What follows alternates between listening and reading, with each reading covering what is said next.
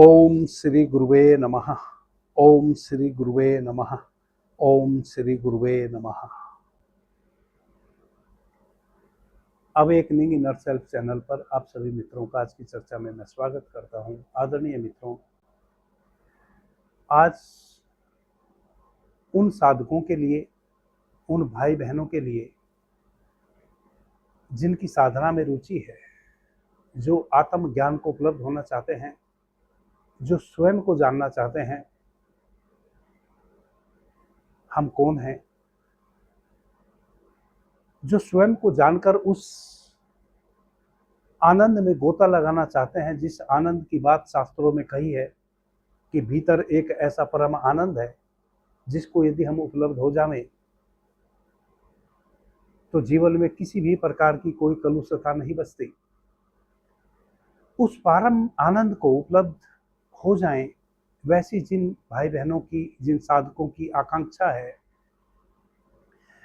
उनके लिए आज विज्ञान भैरव तंत्र का यह सूत्र बड़ा बहुमूल्य है,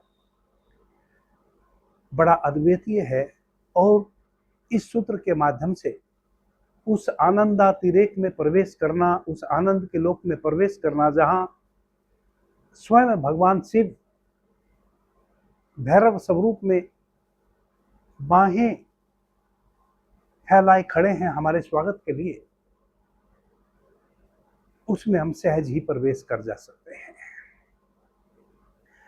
आदरणीय मित्रों, कुल 112 रास्ते बताए हैं भगवान भैरव ने भगवान शिव के उस स्वरूप को जानने के लिए, जिस शिव के स्वरूप को जानकर फिर कुछ और जानना बाकी नहीं बच जाता।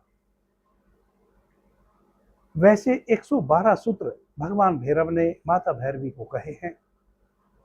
112 सूत्रों का मतलब है कि 112 वैसे रास्ते बताए हैं बड़े सहज से, जिन किसी एक भी रास्ते पर चलकर आप भगवान शिव के उस चैतन्य स्वरूप को उपलब्ध हो सकते हैं, उस आनंदातिरेक में प्रवेश कर सकते हैं जहां आनंद के सिवा और कुछ भी नहीं है। एक एक सूत्र अतिशय महत्वपूर्ण है, परंतु इतने सूत्र भगवान भैरव ने माता भैरवी को 112 सूत्र इस कारण से कहे, क्या पता किनको कौन सा सूत्र रुच जाए, किस सूत्र के माध्यम से किसी के भीतर घटना घट जाए। इसलिए मैं भी आपको उन सभी 112 सूत्रों पर बारी बारी से चर्चा करके आपके समक्ष उनको लाना चाह रहा हूं। ना जाने आपके जीवन में भी कौन से सूत्र के माध्यम से घटना घट जाए। आप जानते हैं इस चैनल पर विज्ञान भैरव तंत्र की सीरीज ही पूरी मैं चला रहा हूं। अभी तक 39 यानी कि 39 चर्चा की जा चुकी है। 39 सूत्रों पर मैं चर्चा कर चुका। आज 40वें सूत्र पर हम चर्चा करने बैठे हैं और 40वां सूत्र बड़ा ही सहज है, जो हमें क्षण भर में आनंदातिरेक में प्रवेश करा दे सकता है। सर्वप्रथम तो भगवान भैरव माता भैरवी को इस सूत्र के माध्यम से क्या कह रहे हैं उसको हम समझ लेते हैं और फिर मैं अपने इस छोटे से मुंह से व्याख्या करने का प्रयास करूंगा, ताकि आप मित्रों को वह सूत्र सहज रूप से समझ में आ जावे और आप उस सूत्र में प्रवेश कर जावे। भगवान भैरव सूत्र के माध्यम से माता भैरवी को कह रहे हैं, सर्व जगत स्वदेहम, यह समस्त संसार और हमारी स्वयं की यह देह, यह शरीर, वह स्वानंद भरितम स्मृत,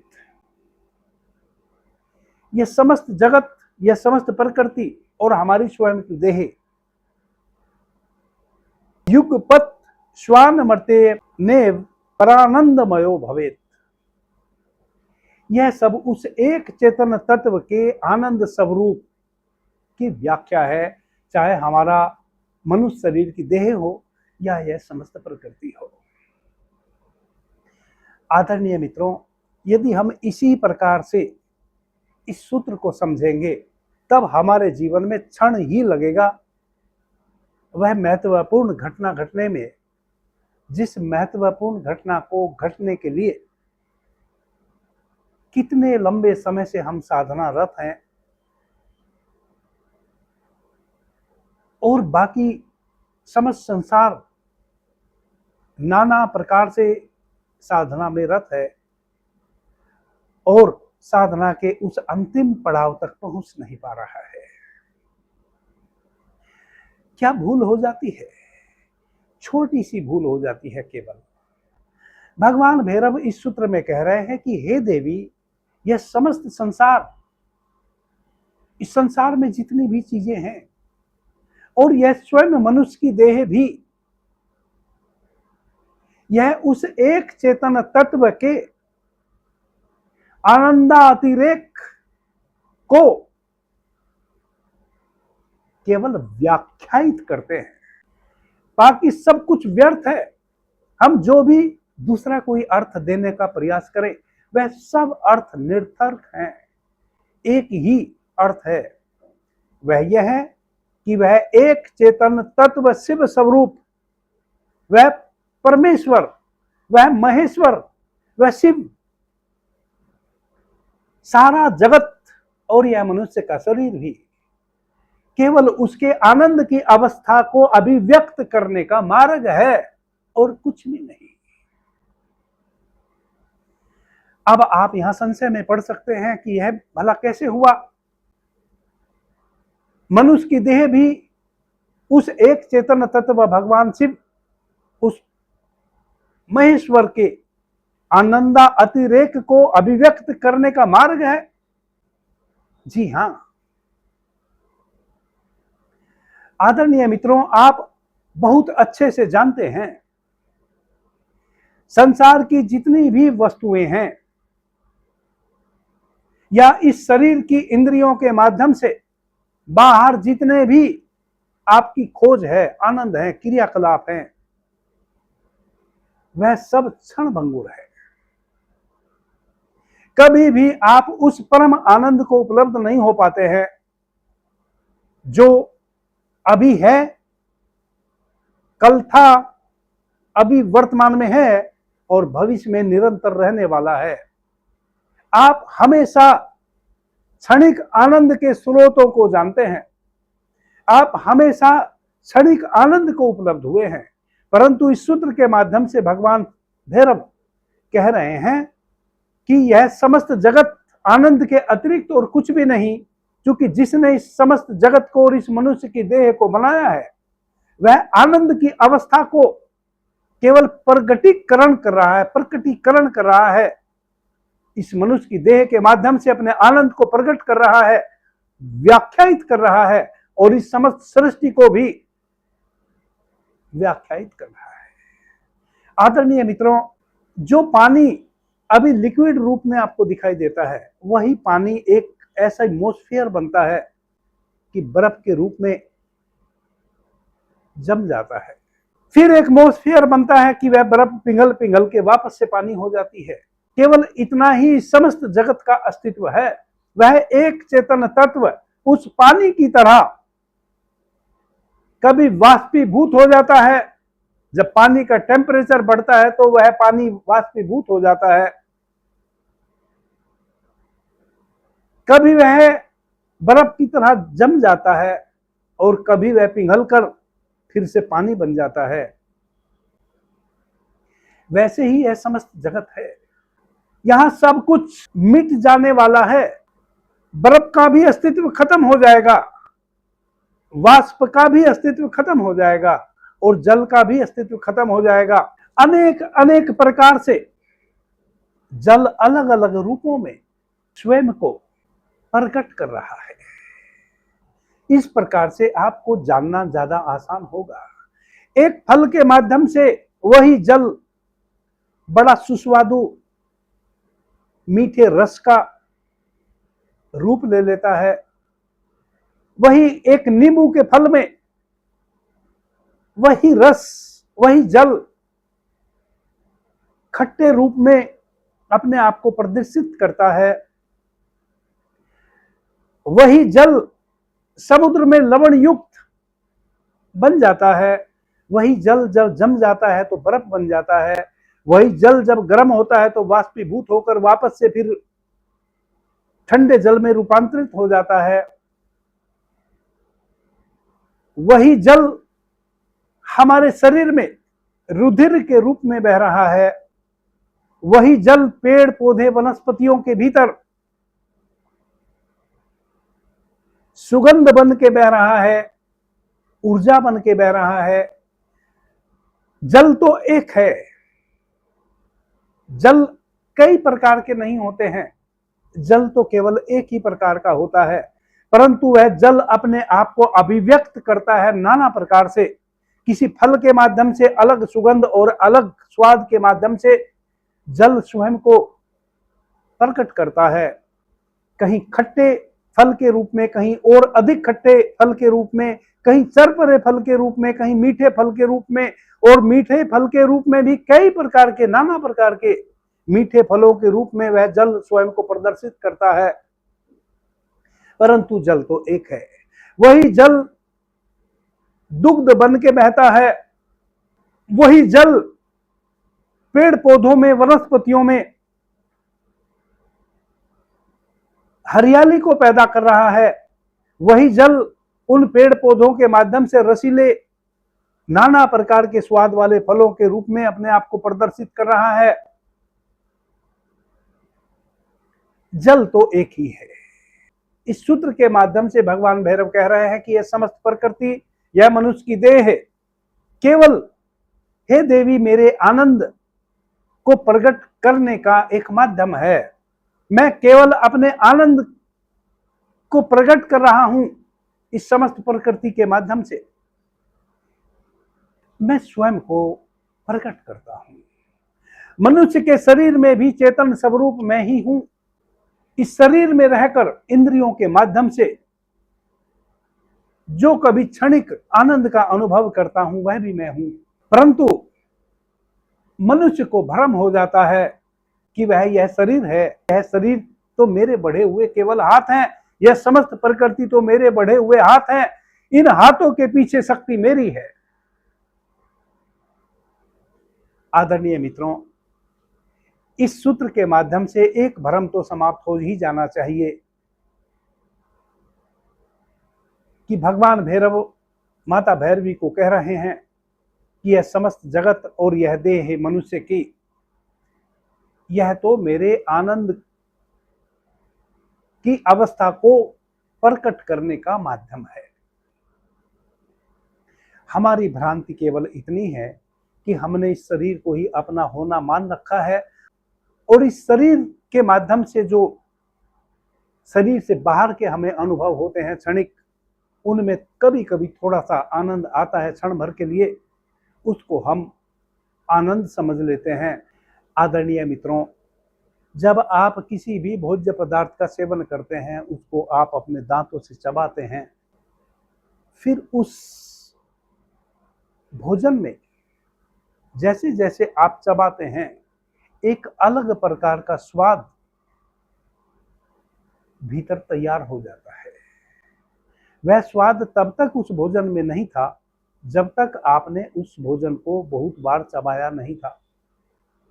वह स्वाद तब तक भी नहीं था जब तक आपने उसको कम मात्रा में चबाया था। एक विशेष स्वाद भोजन में तब अवतरित होता है जब आप उस भोजन को बहुत बार अपने मुंह में चबा लेते हैं। आप कभी भी इस अनुभव को करके देखें, कुछ भी आप खा रहे हैं, कुछ भी, जब आप उसको बहुत अधिक बार चबाते हैं अपने मुंह में, तब उसमें एक नया स्वाद का क्रिएशन हो जाता है, और वह जो स्वाद है वह अल्प समय के लिए ही बड़ा आनंद आपको देता है। भगवान भैरव कह रहे हैं कि वह जो अल्प सा स्वाद आपने लिया भोजन के माध्यम से, वह स्वाद भी आप मेरे कारण ले पाए, क्योंकि स्वाद मैंने पैदा किया है। स्वाद उस भोजन में नहीं था, वह जो आपने बहुत बार उस भोजन को चबाया है, भीतर वह अनुभव करने वाला जो एक चेतन तत्व आत्म रूपी आपके भीतर बैठा है, उसने उसमें स्वाद डाला है और उसी ने उस स्वाद को चखा है। किसी भी इंद्रिय के माध्यम से जब आप किसी गहन स्वाद या गहन आनंद की प्रतीति करते हैं, क्षण भर के लिए वह आनंद की प्रतीति और कहीं से भी नहीं आती, वह उस एक चेतन तत्व के माध्यम से ही आती है, दूसरा और कोई स्रोत ही नहीं है। न किसी संगीत में आनंद है, न किसी भोजन में आनंद है, न इंद्रिय का और किसी भी प्रकार का सुख आप उठाना चाहें उसमें आनंद है।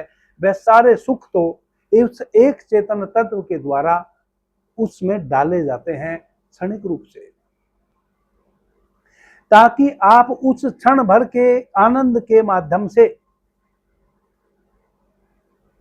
अपने भीतर के जो सतत आनंद उठ रहा है उस आनंद में प्रवेश कर जाए।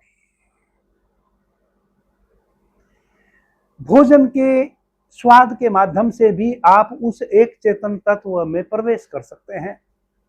आप अपनी किसी भी इंद्रिय के माध्यम से जो भी बाहर से स्वाद ले रहे हैं, आनंद उठा रहे हैं, उस आनंद को यदि आप अपने भीतर के आनंद से जोड़ लें, चूंकि एक समझ तो यह हमें होनी ही चाहिए कि आनंद या कहें कि स्वाद बाहर किसी भी वस्तु में नहीं है। वह तब तक नहीं है जब तक आप उस वस्तु का उपयोग ना कर रहे हों, और जितनी अवेयरनेस के साथ आप उस वस्तु का उपयोग करते हैं उतना ही और गहरा घना आनंद की प्रतीति आपको किसी भी बाह्य वस्तु में भी होती है, चाहे वह भोजन हो, चाहे आपकी इंद्रियों के द्वारा और कोई भी अनुभव हो। आप कोई संगीत सुन रहे हो, आप कोई सुगंध ले रहे हो, आप काम क्रीड़ा में रत हो, जितना आप सूक्ष्मता से किसी भी कार्य को करते हैं उतना ही गहरा अनुभव आपको, गहरा आनंद की अनुभूति होना शुरू हो जाती है। और यदि उसी सूक्ष्मता में आप और गहरे प्रवेश कर जाएं तो जहां से वह आनंद के स्रोत फूटे हैं उन बाहरी वस्तुओं में जो कि आपके भीतर से ही फूटे हैं, क्योंकि जब आप कान के माध्यम से किसी ध्वनि को भीतर सुनते हैं तो सुनी वह भीतर ही जाती है। आपके भीतर कोई है जो यह तय करता है कि कितना मधुर संगीत है या कितना फूहड़ संगीत है। आपके भीतर कोई है जो आंखों के माध्यम से सौंदर्य का बोध आपको कराता है। आपके भीतर कोई है जो आपकी जिह्वा के माध्यम से स्वाद का अनुभव आपको कराता है। आपके भीतर कोई है जो काम क्रीड़ा के माध्यम से भीतर संभोग का आनंद कोई लेता है, और वह जो भीतर आनंद लेने वाला है वही असल में उन सभी चीजों में आनंद डालता है। बाकी इस अस्तित्व में कोई आनंद नहीं है, कोई अनुभूति नहीं है जब तक वह एक चेतन तत्व उसको भीतर अनुभव ना कर ले आपकी समस्त इंद्रियों के माध्यम से अलग अलग। आनंद क्या है? आनंद वह अवस्था है जब आप किसी कार्य को करते हैं और उस कार्य को करते हुए किसी क्षण अकर्ता की अवस्था में आ जाते हैं, किसी क्षण निष्क्रियता की अवस्था को उपलब्ध हो जाते हैं, तब वह आनंद की घटना घटती है। आप रति क्रिया में रत हैं। जब आप रति क्रिया में रत होते हैं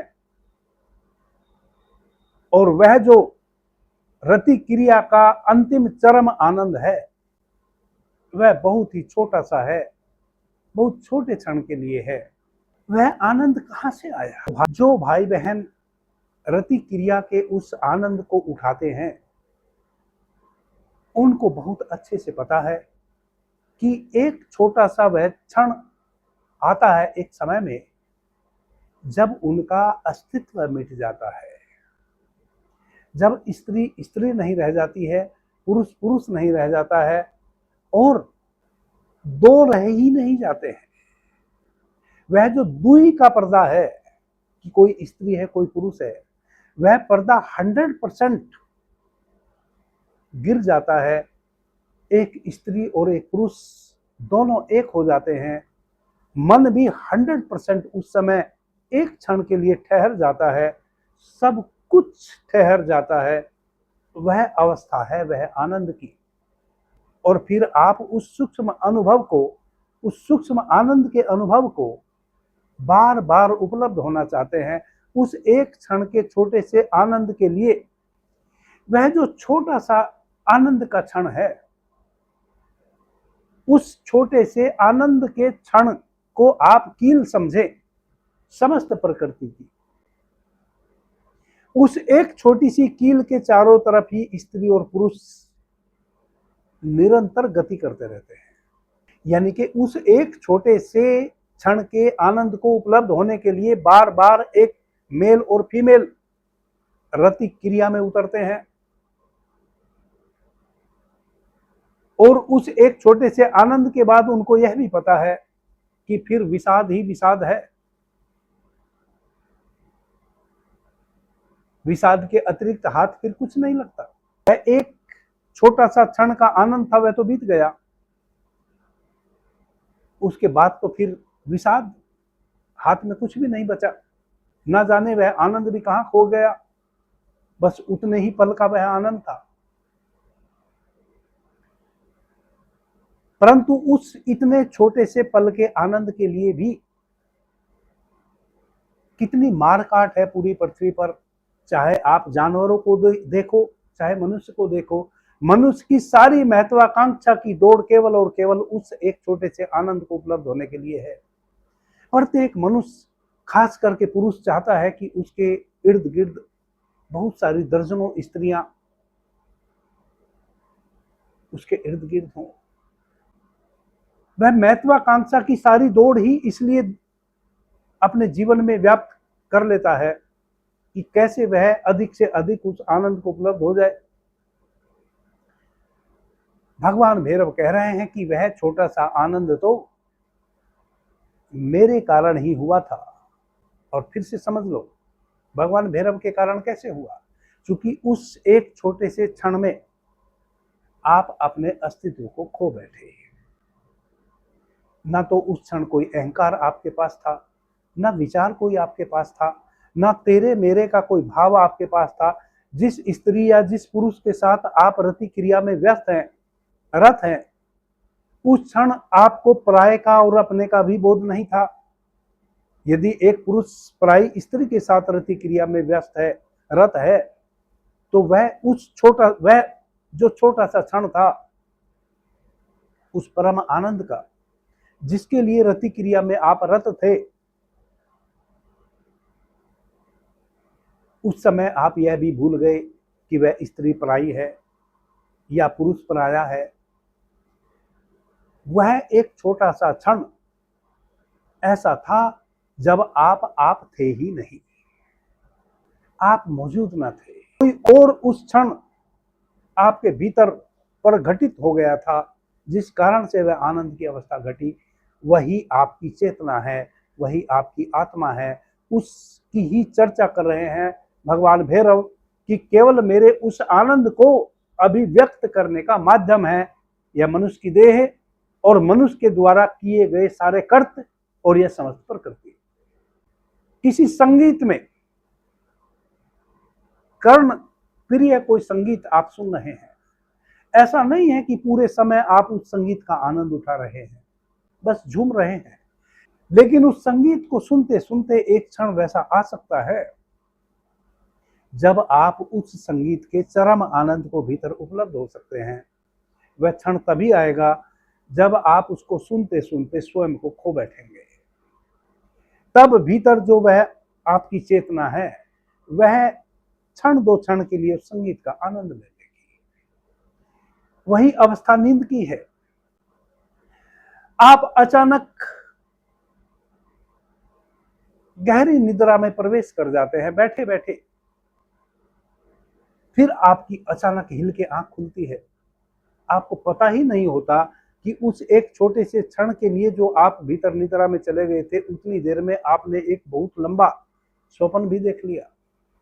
जबकि मिनट, आधा मिनट के लिए ही आप निद्रा में गए थे, और जो इतनी देर में आपने स्वप्न देखा वह 100पन यदि यूं रियल जिंदगी में घटाना पड़े तो कई दिन में उतनी घटना घटेगी जितनी घटना आप आधा 1 मिनट के उस 100पन में घटा दिए।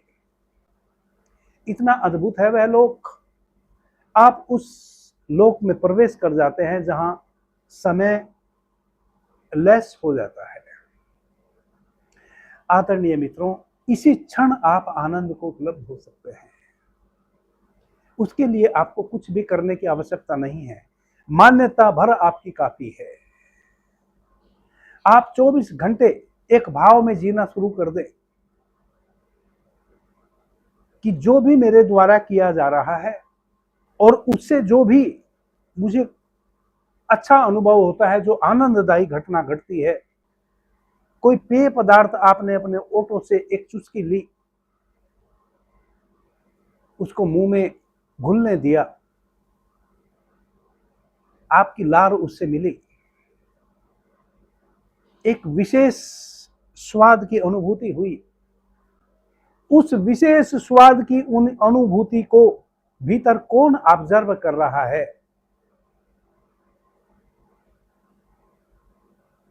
उसके प्रति सजग होना है। वह एक किसी पेय पदार्थ की चुस्की आपको उस भीतर स्वाद लेने वाले के प्रति सजग कर जा सकती है, परंतु आपको सजगता के साथ उस चुस्की को लेना होगा। कम से कम 24 घंटे में 2-4 बार तो वैसा आप करें, जब आप पानी बेहोशी में ना पिए, जब आप दूध बेहोशी में ना पिए, जब आप चाय पानी बेहोशी में ना पिए, जब आप 2-4 कोर कम से कम अपने भोजन के बेहोशी में ना ले। अगर 2-4 रोटी आप एक टाइम में ग्रहण करते हैं, कम से कम एक रोटी को अपना हिस्सा बना ले कि इस एक रोटी को मैं विस्तार से, विस्तृत तरीके से, इस एक रोटी का पूर्णता स्वाद मैं अपने भीतर लेने वाला हूं। इसको मैं बेहोशी में इस कोर को निगलने वाला नहीं हूं। इसको पहले खूब चबाऊंगा, इसका पूरा रस लूंगा, आनंद लूंगा, और फिर यह देखूंगा कि यह रस और आनंद ले कौन रहा है मेरे भीतर, उसके प्रति सजग होऊंगा। और आज ही घटना घट जाएगी, आप उस आनंदातिरेक में प्रवेश कर जाएंगे और आपको भगवान भैरव का यह सूत्र भी समझ में आ जाएगा कि यह समस्त जगत और यह मनुष्य की देह केवल मेरे उस आनंद स्वरूप को प्रकट करने का एक माध्यम है, बाकी इनका कोई अस्तित्व नहीं। यह शरीर कभी भी मिटेगा, जैसे एक बर्फ कभी भी पिघलेगी और वापस से फिर पानी बन जाएगी, या एक जल को आप 100 डिग्री पर खोलाएंगे और वह फिर वाष्पीभूत होकर पानी बन जाएगा। बस इतना ही इस देह का या इस समस्त प्रकृति का मतलब है। आप किसी भी माध्यम से आपकी इंद्रियों के जितने भी अनुभव है, चाहे वह रति क्रिया में आप रत हों, या आप भोजन ग्रहण कर रहे हों, या कोई मीठा संगीत कर्ण प्रिय सुन रहे हों, या किसी सुगंध का आप आनंद ले रहे हों, किसी फूल को सूंघ रहे हों, देखें कि यह सुगंध कहां से आई, और इस सुगंध को भीतर जो इसकी व्याख्या कर रहा है कि आहा कितनी प्यारी सुगंध है, वह कौन है, उसके प्रति सजग हों, उसमें प्रवेश कर जाएं। ये सारी की सारी जो स्वाद की, सुगंध की अनुभव हैं बाहर क्षण भर के, यह केवल आपको उस विस्तार में प्रवेश करवाने के लिए है, ताकि आप सदैव के लिए उस आनंद से जुड़ जाएं, उस लोक में प्रवेश कर जाए जहां आनंद के अतिरिक्त तो और कुछ है ही नहीं। अगले सूत्र में फिर हम विस्तार से चर्चा करेंगे। चूंकि प्रत्येक सूत्र विज्ञान भैरव तंत्र का वैसा है जो पिछले सूत्र का भी थोड़ा सा अनुभव कराता है, और थोड़ा सा फिर जो वह सूत्र है अपना भी अनुभव कराता है, और थोड़ा सा अगले सूत्र का भी अनुभव कराता है। इसलिए इसी सूत्र में अगर मैं विस्तृत चर्चा और कर दूं तो और बाकी के 2-3 सूत्र भी इसी में समा जाएंगे, परंतु उतनी गहनता से बात हो नहीं पाएगी, इसलिए उन सूत्रों का फिर आप आनंद नहीं ले पाएंगे। अभी के लिए इतना ही। आपने मुझे ध्यान से प्रेम से सुना, उससे मैं बहुत अनुग्रहित हूं। सभी मित्रों को मेरा प्रणाम, धन्यवाद। हर हर महादेव।